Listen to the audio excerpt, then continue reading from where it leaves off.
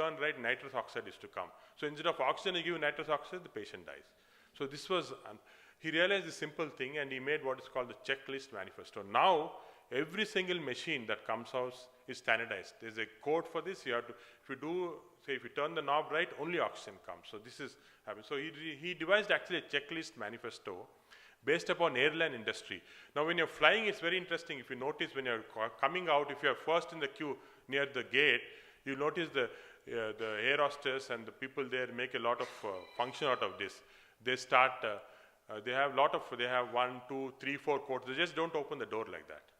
So this is the airline industry has got 9 codes and they follow it very strictly. Whether it's necessary or not is blindly followed. So he made these 9 codes for doctors, surgeons, endoscopists, or 9 codes, and now we follow it. So that simple things like operating on the wrong side. For example, a famous film actress mother had a wrong side of the brain removed, even in the United States. Yeah, even in the United States. So this is simple because at that time they didn't have these codes. Now we have a code. So whenever the patient comes, we have a code that is, this patient has, in the code it will be written, a right-sided tumor, he's got a left-sided blood pressure apparatus and so on. So we have 9 codes and we follow that. And using this, dramatically reduced. The 464 cases of deaths that occurred became just 20. So this is something now we enforce in a hospital. This is called the checklist codes. And before every surgery, we check these 9 things and then the patient goes for surgery. And finally, I think as doctors, what again we learn, this comes with wisdom, is depicted very well on this painting. If you actually go to Google and say painting and doctor, this will come up. This is the most famous doctor painting that has ever been made.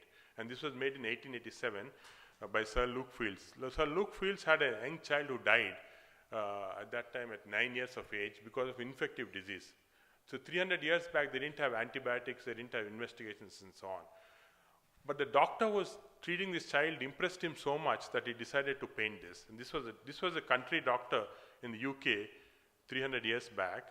And this was a child who was very sick. This child has a disease which could have been very easily cured now.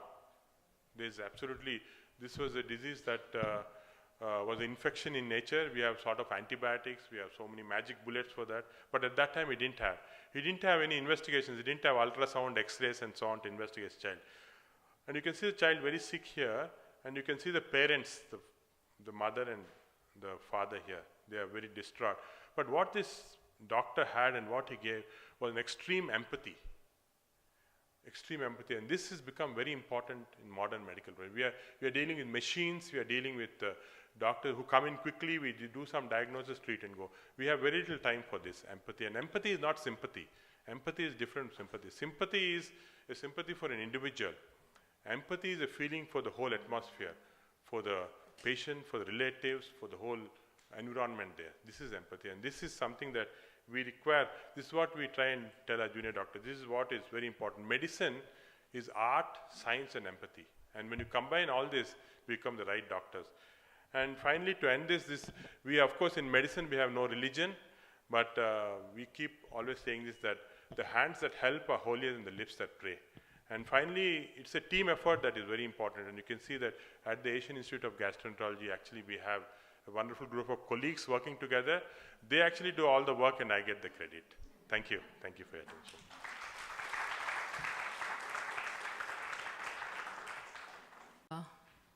Dr. Rupa Banerjee to please address. We would have loved to have your intro, but you people are not. Oh, no. You've already said a lot of nice words.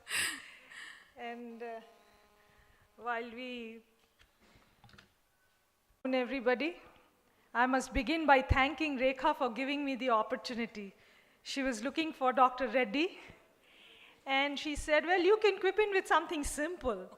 So after Dr. Reddy's illuminating talk on medicine, I come here to talk on something very simple. I still chose a little refined heading as gastroesophageal reflux disease, but where is the down thing over there? But what I'm really going to talk about is something very simple, acidity and gas, which we deal with daily, in, out, as a gastroenterologist. And someone actually told me your institute should be named Asian Institute of Gas Technology because that's what you deal with. So, but acidity actually is a very old problem. You go into Ayurvedic medicine, and as far as 2900 BC, people still were having acidity.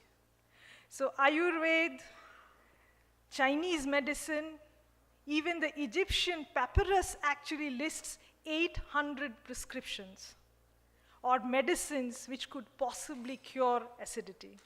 The concepts changed over time. Some thought it was stale food, and primarily it was Hippocrates who actually said that there was something called acid in the stomach which was causing all the problem. However, the heartburn persisted, not only for the patients, but for the doctors as well. Now, gastric acidity and reflux actually affects people of all ages, all races, all genders. You see Napoleon here, sophisticated picture, but look at his hand. He must be having some problem there which we don't know. You see a picture of a common man those days, and the hand is still there. A little clearer, but yes, it's there. And then today, yes, this hand is still there. Acidity persists.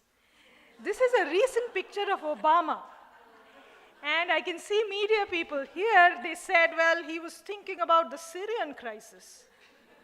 And then it was like this, and they said, maybe an uncomfortable question about his origins in Africa or his religion.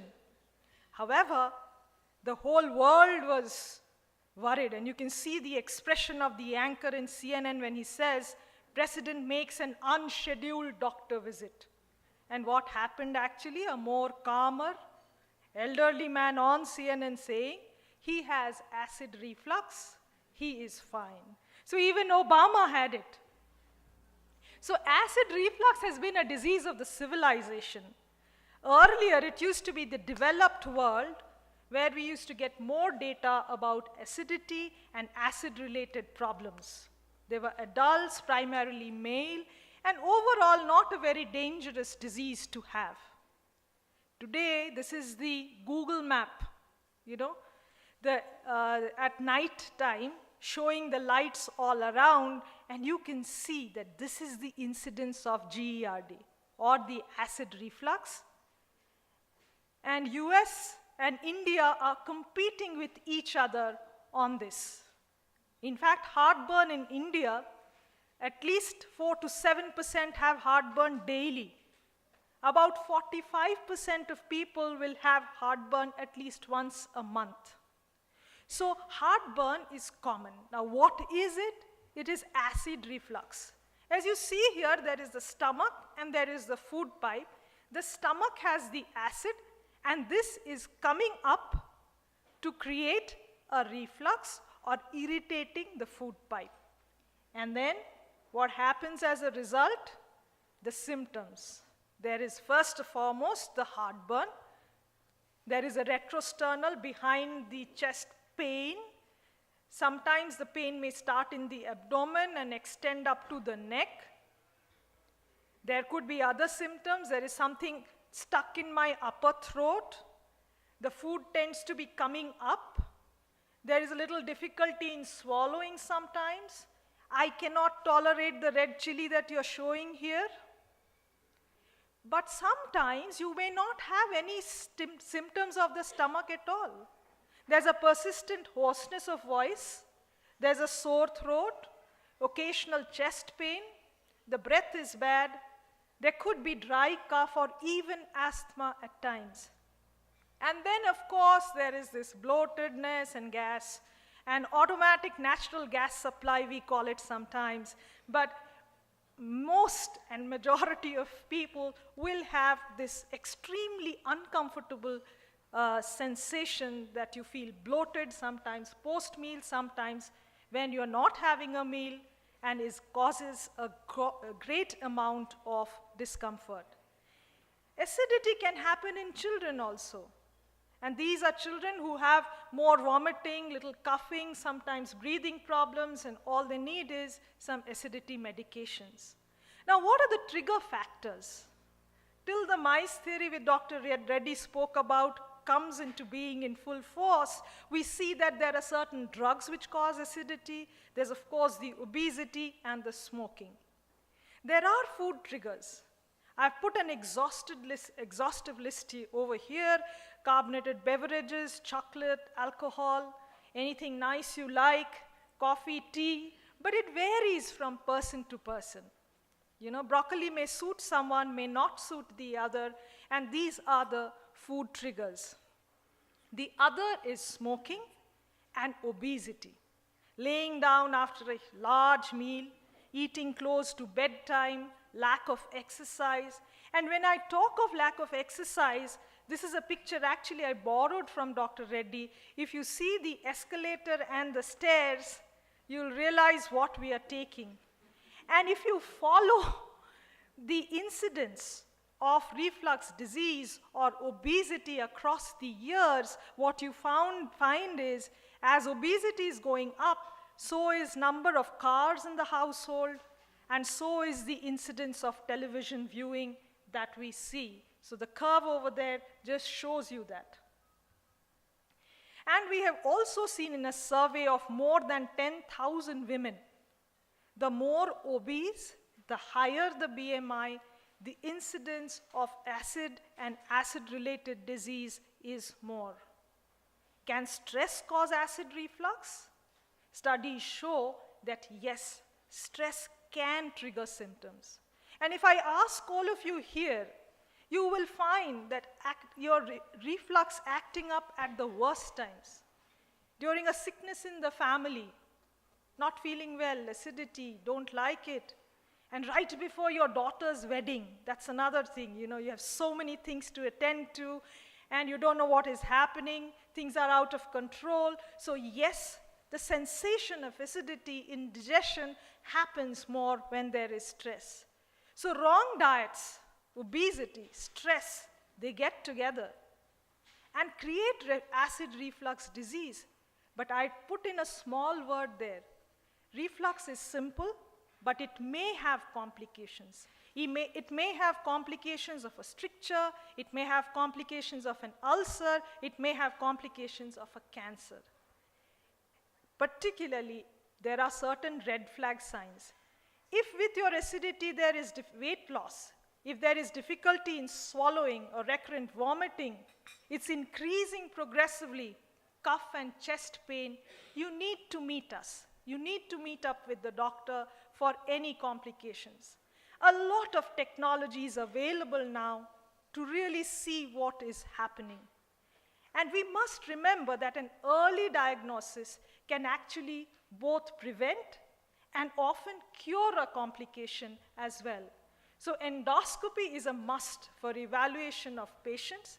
And as you can see here, we can very easily, in a matter of a few minutes, say whether it's just a simple acidity which will go off with drugs, is there an ulcer which needs a little more, or is there a cancer there? So it is simple if we diagnose early. We can measure the amount of acid. We have technology, as you can see, with an endoscope. We go in, we fix in a small machine. We are seeing how much acid is actually being produced. And the patient doesn't know. She has just to carry that little battery recorder, which is recording everything remote. But we know how much acid, when we should treat it, should it be daytime, should it be nighttime, and what needs to be done exactly. Similarly, we can trace the movement of food, whether the food pipe is moving normally or not. Is there any problem there? As the food goes, we can see how things are moving. So now with all this, what is the management? And I would like to highlight over here that, as I said, our lifestyles need to be modified. Simple things, of course, you elevate the head end while sleeping, avoid large or high-fat meals, do not drink a lot of water like we see in India with the meal. It should be at least an hour after the meal. stay upright for at least 2 hours after major meals, stop smoking, reduce weight,